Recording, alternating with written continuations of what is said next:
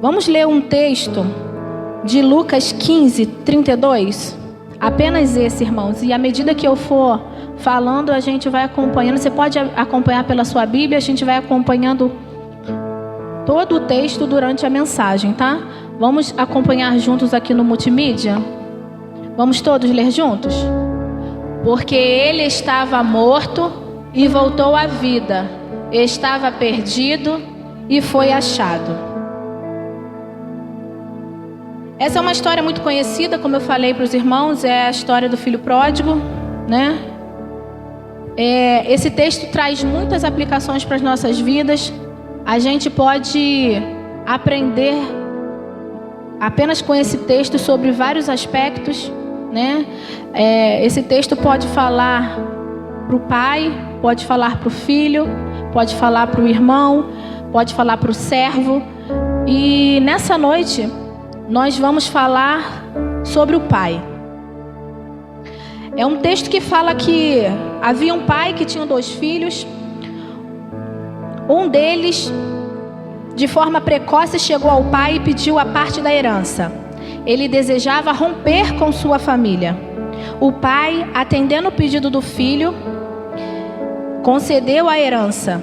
E esse filho partiu com sua herança e gastou todos os seus bens de forma irresponsável. Acabando de gastar tudo o que tinha, se viu mendigando. Foi quando ele refletiu no que havia feito, se arrependeu e desejou voltar. Ao voltar, para sua surpresa, encontrou seu pai de braços abertos e disposto a honrá-lo a despeito dos seus erros. Irmãos, nós vamos analisar esse texto e tirar algumas lições para nós pais, né? Vamos dividir o que acontece na vida desse filho e desse pai em estágios. Existem estágios na vida do filho que se perde, na vida do filho que deseja romper com seus pais e com sua família. O primeiro estágio, irmãos, podem acompanhar e preencher no seu esboço. O primeiro estágio é o estágio da rebelião. Jesus continuou: um homem tinha 2 filhos. O mais novo disse a seu pai: pai, quero a minha parte da herança. Assim ele repartiu sua propriedade entre eles. Nós podemos ver que desde cedo há uma necessidade, né, de todo ser humano de viver independência, de ter poder, de ter autonomia. E não foi diferente com esse filho. Ele buscava por poder, por espaço, por autonomia. E por isso ele decidiu se rebelar e romper com sua família e com seu pai. Nós vemos que um filho recém-nascido, ele, assim que ele nasce, ele está 100% dependente de um pai. Ele depende da mãe para amamentar, para trocar, para dar banho, para acalentar. E ele vive na dependência 100% dos pais. Mas nós podemos ver também que à medida que o filho ele vai crescendo, ele por si só, pouco a pouco, ele vai ganhando certas independências, certas autonomias que precisam ser dadas ao filho para que ele cresça, para que ele desenvolva. Isso faz parte, né, da nossa vida. E essa independência, ela vai crescendo de ano a ano, de pouco a pouco. Mas essa independência, irmãos, nós temos que ter cuidado. Porque essa independência, essa autonomia, ela precisa ser dada na medida certa, no tempo certo, na hora certa. O texto lido da parábola do filho pródigo narra uma busca de poder. O filho pediu a herança ao pai. Herança nós sabemos que só nos é concedida após a morte do pai. E o filho, de forma precoce, pediu a herança ao seu pai. E o seu pai atendeu. A rebelião é algo do diabo, que se espalha em diferentes áreas da vida. Todo ato de rebelião tem sua raiz no inferno. Infelizmente, nós podemos ver tantos casos, tantas famílias, tantos filhos que se rebelam contra os seus pais, que decidem viver a sua vida por conta própria, de forma irresponsável e inconsequente, né? E todo ato de rebelião, quero dizer para os irmãos, é algo do diabo e tem se espalhado em diferentes áreas da nossa vida. Esse filho, ao sair de casa, ele passou a viver e fazer tudo o que ele sempre teve vontade de fazer, sem a cobrança do pai, sem a pressão familiar. E ele decidiu viver a sua vida de forma independente. Para nossa meditação, eu quero trazer nessa noite, talvez seja a sua indagação e o seu questionamento, né? Se porventura você que está aqui nessa noite tem vivido algo desse tipo, se tem alguém, se você tem um filho, por exemplo, dentro da sua casa que tem se rebelado, que tem decidido viver sua vida independentemente, que tem saído de casa ou que queira sair de casa. Talvez você viva isso e você se pergunte o que fazer. O que devo fazer quando o meu filho de maior idade está em atitude aberta de rebelião? Irmãos, eu quero destacar algo aqui. Quando eu digo seu filho, eu digo de maior idade. Por que maior idade? Porque nós sabemos que enquanto o nosso filho for menor, a responsabilidade é nossa. As regras são nossas, os limites são nossos. Não tem como negociar isso. Existe um período de maturidade que toda pessoa precisa viver e alcançar. E enquanto esse filho não atingir a maioridade, ele não está preparado e pronto para tomar qualquer atitude, qualquer decisão na vida dele. Então, a pergunta é: o que fazer quando o seu filho de maior idade está em atitude aberta de rebelião? O primeiro passo, nós vamos acompanhar aqui, os irmãos podem anotar no seu esboço. O primeiro passo que nós precisamos entender é que o pai que vive essa experiência, ela precisa deixar o seu filho ir. Não muito tempo depois, o filho mais novo reuniu tudo o que tinha. Ele foi para uma região distante e lá desperdiçou os seus bens vivendo irresponsavelmente. Irmãos, parece complicado quando a gente ouve algo desse tipo, né? Deixá-lo ir, como pode ser isso? Eu tenho que abrir mão, eu tenho que deixar o meu filho ir, sair, tomar suas decisões? Eu quero te dizer que chega uma hora que o controle dos pais acaba. E essa hora acontece quando o filho cresce, quando ele se torna independente financeiramente, quando ele torna-se maior de idade. E isso pode acontecer. Talvez ele decida sair de casa, romper e viver a sua vida, assim como esse filho pródigo fez. Às vezes a gente ensina certo, ensina no caminho do Senhor, ensina a palavra de Deus, a gente disciplina, e aí a gente se depara com uma situação como essa, de um filho se rebelar e decidir romper e sair de casa. Nesse momento, irmãos, não dá para ficar impondo a sua vontade. Isso só trará mais desgaste, mais sofrimento à família. Isso é algo que a palavra de Deus nos ensina através dessa parábola. Esse pai, ele deu ao filho o direito de seguir a sua vida. Ele repartiu a herança, deu a parte do filho e deixou-o seguir. O pai, ele não foi atrás do filho. Ele não ficou implorando que o filho não fosse. Ele não impediu. Ele não amarrou o filho em casa. Ele simplesmente permitiu que o filho fosse. Não é uma decisão fácil de tomar, irmãos, entre segurar um filho e deixá-lo ir. Mas nesse momento nós precisamos nos lembrar de que os nossos filhos, eles não são nossos. Os nossos filhos são do Senhor. E por mais que eles decidam sair, nós precisamos acreditar, nós precisamos estar certos, nós precisamos confiar de que Deus estará cuidando deles.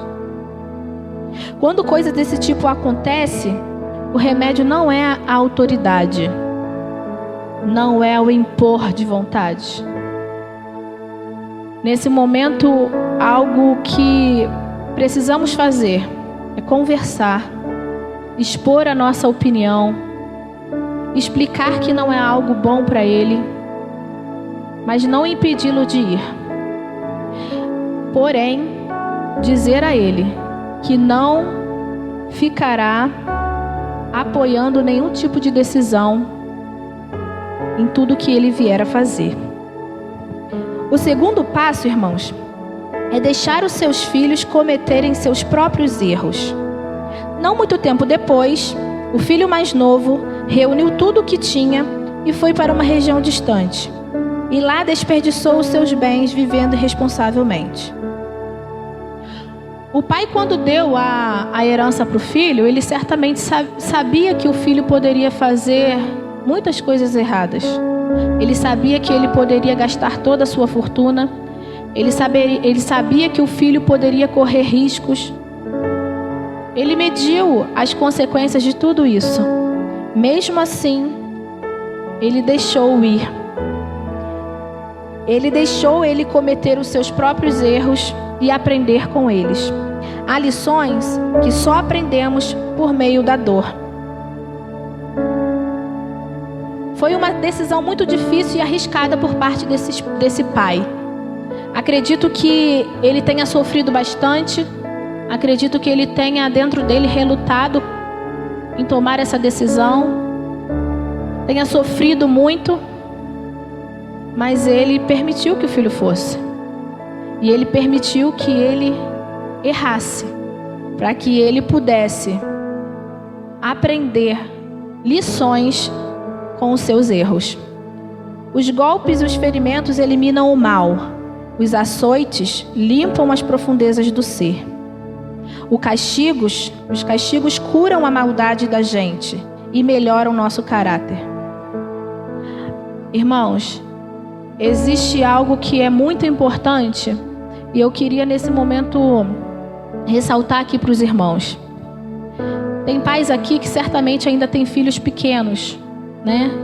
E existe algo muito importante que não pode faltar na educação dos seus filhos, que é a disciplina. A disciplina é algo que precisa existir. A disciplina é algo que precisa ser aplicada na vida dos seus filhos. Corrija enquanto é tempo, para que lá na frente coisas desse tipo não aconteçam. Ou se vier a acontecer, que você não carregue sobre si nenhum tipo de culpa. Uma certa vez um pai disse: se eu pudesse voltar atrás, eu faria menos por meus filhos e o levaria a fazer mais por si mesmos. Se todas as vezes a gente assumir responsabilidades que são dos filhos, nós iremos impedi-lo.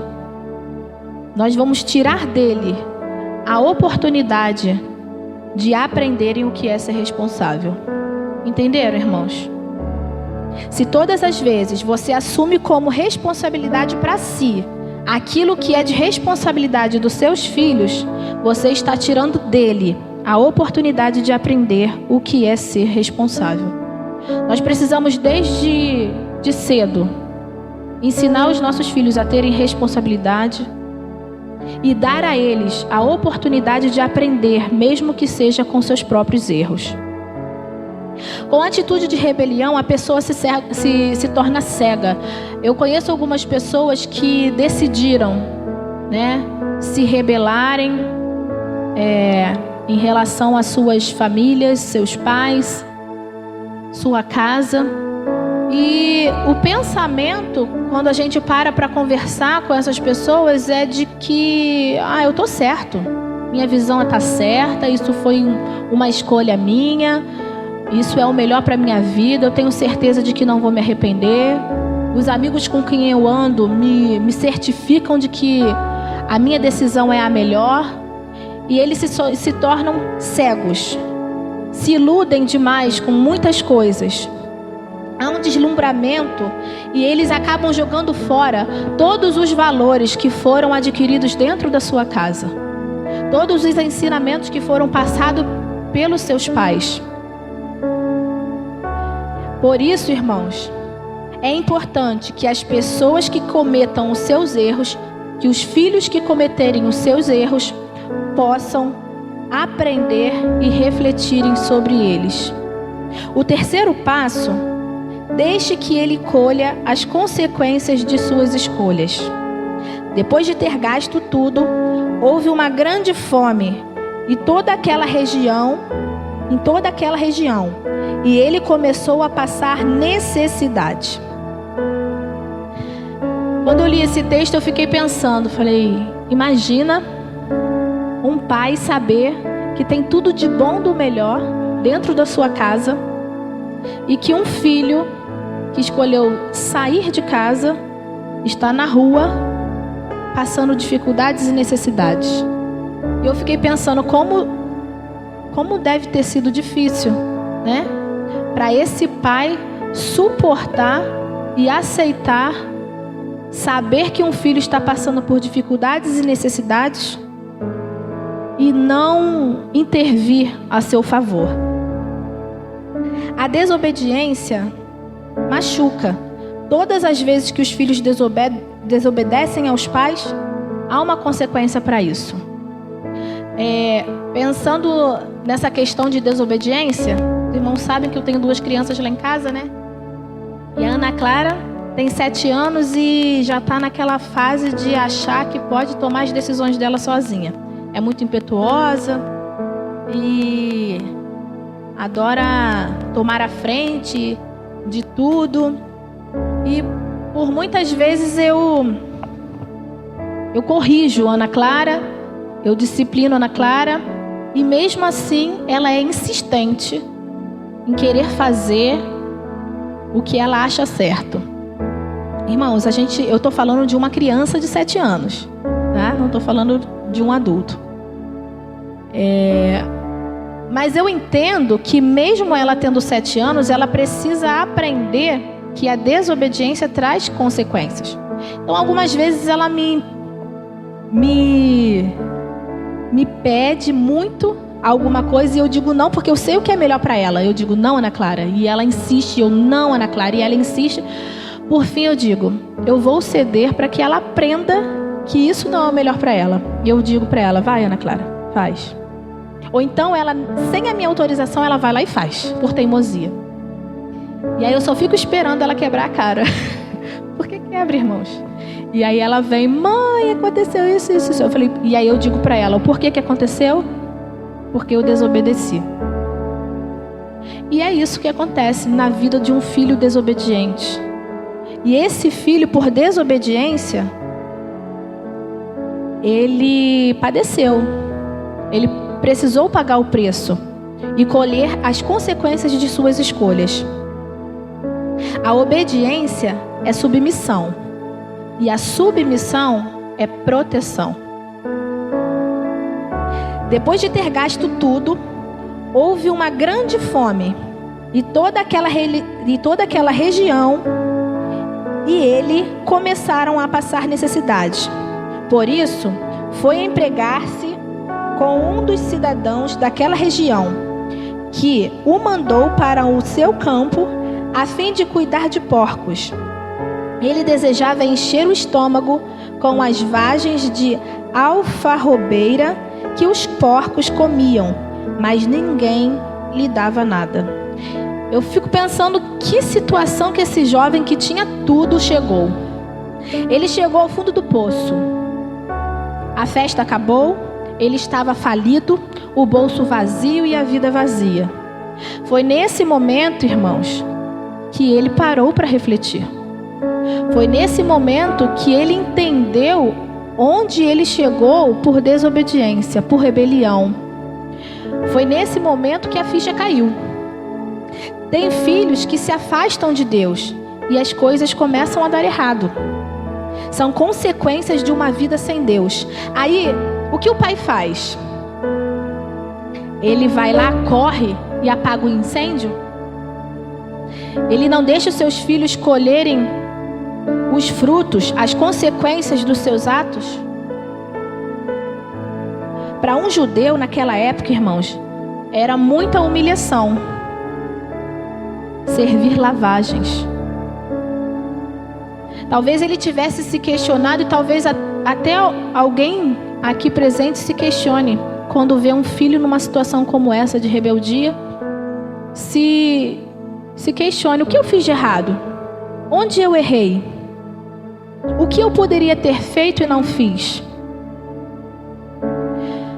Eu quero te dizer que por mais que vocês tenham cometido erros, vocês não são as únicas influências que os filhos de vocês têm. Nós sabemos que os seus filhos fazem suas próprias escolhas, mas também são influenciados por outras pessoas. É na escola, é na faculdade, é no trabalho, é na roda de amigos e tantos outros lugares onde eles estão. Eles são influenciados. Então, a minha palavra para você, pai e mãe, que talvez se questione isso repetidamente: onde eu errei? Não carregue essa culpa. Pense na sua história. Será que tudo que te aconteceu na vida, os seus pais foram culpados? Certamente que não. Pense em Deus. Será que todos os filhos que se rebelam contra Deus, Deus é o culpado? Com certeza que não. Portanto, deixe que ele vá, cometa seus próprios erros, colha as consequências das suas próprias escolhas. A grande tentação do pai é intervir e interferir quando o filho atinge o fundo do poço. É nesse momento que o pai tem vontade de correr, abraçar, acolher e suprir a necessidade do filho. Porém, irmãos, quero te dizer que não interrompa as consequências naturais das escolhas que seus filhos fazem. Se eles tomam uma decisão de rebeldia e batem no fundo do poço, simplesmente terão que colher por si mesmo o resultado daquela escolha e aprender com isso.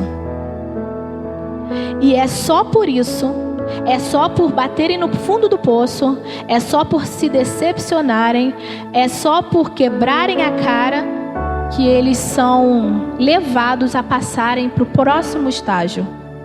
E o segundo estágio que nós vamos ver nessa noite é a reavaliação.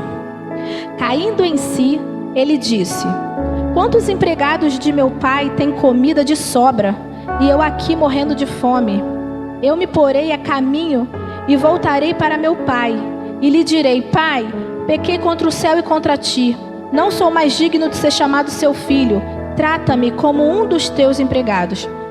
Que interessante esse versículo aqui, irmãos, porque se vocês voltarem um pouquinho lá atrás, o filho, nesse versículo, ele pede que o pai o trate. E lá atrás, ele pediu: pai, dá-me tudo que eu tenho. Isso nos comunica muita coisa. Ele ter pedido, ele ter solicitado a sua herança ao pai lá atrás, mostrava um filho altivo, impetuoso, inconsequente, irresponsável, rebelde, pedindo ao pai tudo que era dele por direito. E quando a gente chega aqui, nesse versículo, o filho já se mostra de outra forma.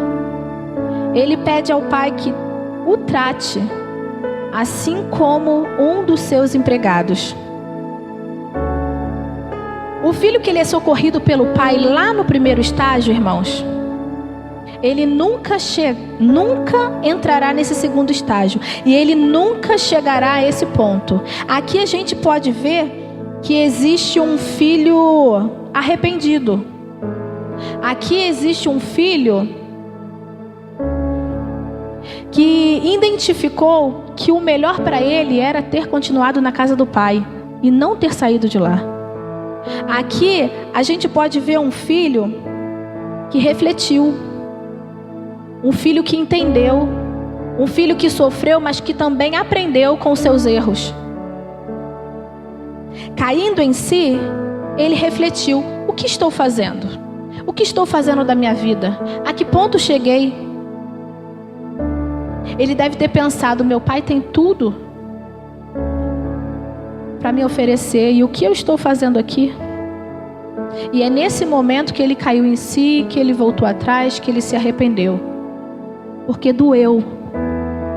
Porque ele aprendeu com seus erros, com a sua dor, com a sua experiência. E aí vem a pergunta: como os pais devem agir nos momentos de reavaliação dos seus filhos?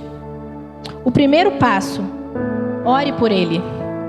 A oração é a principal arma que os pais têm. Precisamos cobrir os nossos filhos com oração, interceder por eles, mesmo que eles se encontrem distantes, mesmo que eles se encontrem fora de nossas casas, que possamos continuamente orar e interceder pelos nossos filhos. O segundo passo: não tente gerenciar a situação. Entenda que o filho precisa desse tempo. Ele precisa meditar, ele precisa refletir, ele precisa enxergar que a escolha dele não foi a correta, porque senão não acontecerá o arrependimento genuíno. O terceiro passo: espere pacientemente. Talvez esse seja o passo mais difícil a se fazer: esperar com paciência. Quando o pai chega nesse ponto que o filho se mostra arrependido, e aí o pai está em oração, o pai não gerencia a situação do filho, e ele entende que é momento da espera.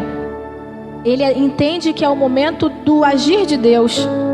Ele entende que é o momento de esperar o Senhor fazer e não fazer com suas próprias mãos. Talvez essa seja a fase mais difícil, a fase da espera. Mas é preciso esperar e esperar no Senhor esse momento acontecer. Não tente abreviar a disciplina de Deus. Lembre-se, Deus é amor. E tudo que Ele fizer será por amor. O terceiro estágio, irmãos, é o estágio do retorno. A seguir, levantou-se e foi para seu pai. Estando ainda longe, seu pai o viu e, cheio de compaixão, correu para o seu filho e o abraçou e o beijou. Se você vê que seu filho está reavaliando a sua vida, já é o momento de festejar. É nesse momento que a gente pode entender que o tempo de Deus está chegando na vida dele. E quando um filho se arrepende e desejar voltar atrás, você deverá, primeira coisa, amar o seu filho fielmente. Nunca diga a ele: eu disse, eu te falei, tá vendo? Nada disso precisava ter acontecido, você não precisava ter passado por isso. Irmãos, apenas ame. Ame incondicionalmente. É isso que a palavra de Deus nos ensina, sem acusações. A segunda coisa a fazer é: aceite seu filho de forma incondicional. Foi em sua direção. Esse pai, quando viu seu filho, cheio de compaixão, correu para o seu filho, o abraçou e o beijou. Aceitar o filho de forma incondicional é aceitá-lo da forma como ele vier. Talvez ele chegue cheio de feridas, cheio de dores, cheio de problemas.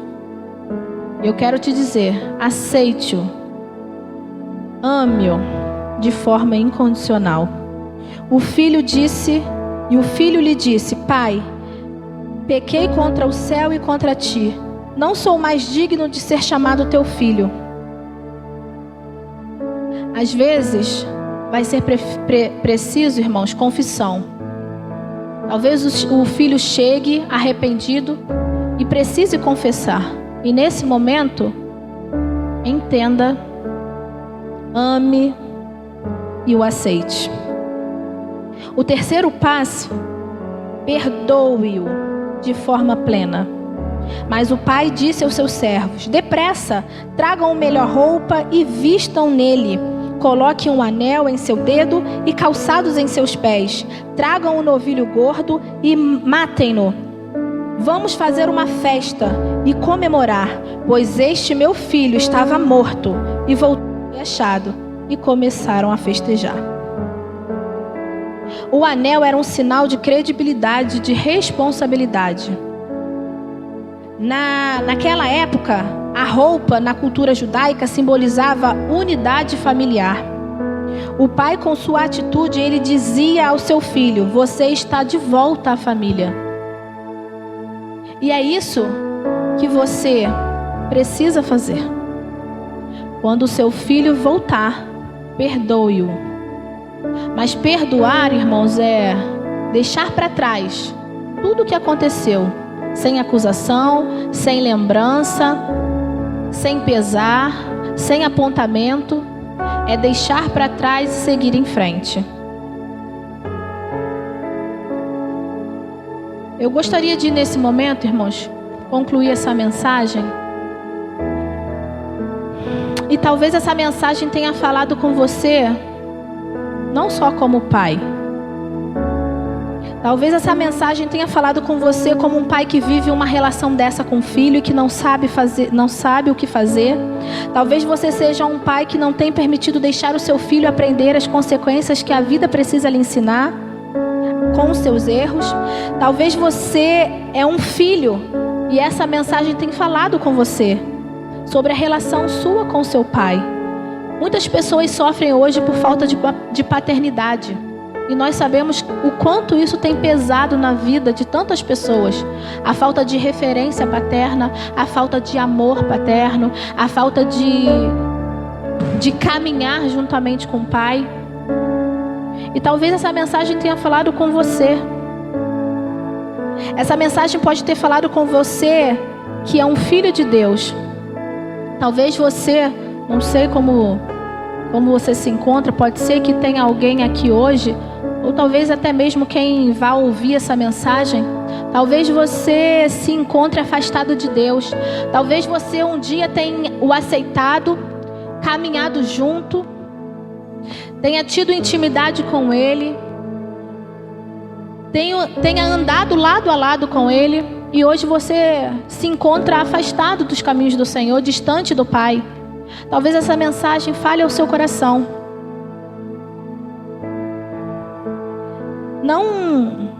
Não se preocupe com os erros cometidos. Não se preocupe com o que vai acontecer. Apenas descanse no Senhor. Apenas entregue a sua vida, a sua família, os seus filhos ao Senhor. Se você está aqui nessa noite e precisa se achegar ao Pai, se você precisa talvez liberar um perdão ao seu pai, se talvez você esteja aqui nessa noite e precise pedir perdão ao nosso Pai, ao nosso Deus, que você possa refletir, que você possa se desarmar e que essa palavra fale profundamente aos nossos corações, que Deus complete essa palavra em cada coração, que você seja ministrado pelo Espírito Santo, que Ele venha te mostrar áreas da sua vida que você precise avançar, que você precise caminhar, que você precise se desprender, que você precise perdoar.